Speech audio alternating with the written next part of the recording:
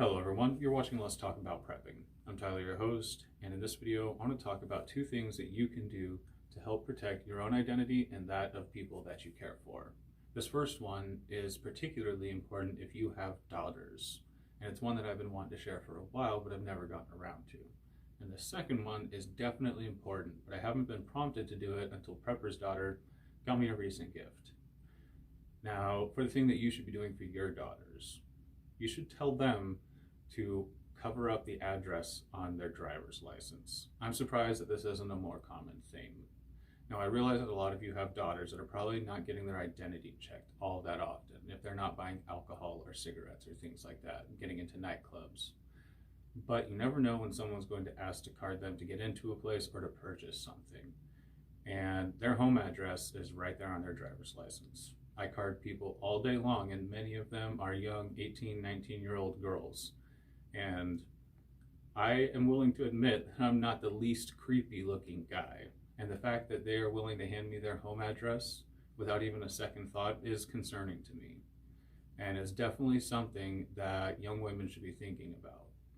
Not only young women, but people wearing MAGA hats or talking about political things in public are also targets for having your address identified and your home targeted later on, especially nowadays. When someone doesn't actually have to throw eggs at your home or break in, they can simply break into your Wi-Fi network and covertly look at the things that you're doing or the things that you have on your devices. This is definitely a matter of concern and definitely something that you want to protect your family against. The next one is one that I think a lot of us, including myself, have generally discounted as a clear and present danger in our own personal lives, and I think that's something that we need to rethink, and that is dangers to our personal financial identity security. As more and more of our finances become connected to our digital footprint, and as that digital footprint grows in ways that we can't control or necessarily understand, there become more and more ways for people to exploit that to steal from us. And whether or not you think that it's a real threat, it will become a real threat to you when you find out that money has been taken from your account and this is the only reasonable explanation.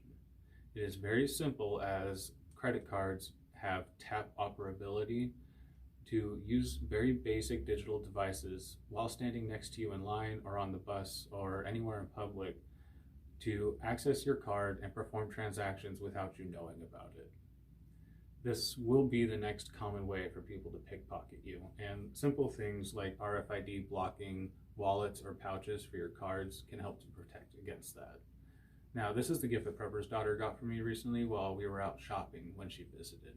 And while it's something that I haven't been too concerned about in the past, getting this has got me thinking about it, and I see no reason for this threat to go away, but to only grow as a threat to each of us individually. And for that reason, something like this, or some of the homemade options that you can use to protect your personal identity, are things that we need to start looking into, because that threat will not go away. It will only grow, and it's one of the things that we need to be prepared for, the changing future, because far from any of the emergencies or collapses that we talk about, plenty of us were going to end up with our ass out in the wind if we don't stay on top of the new and upcoming stuff.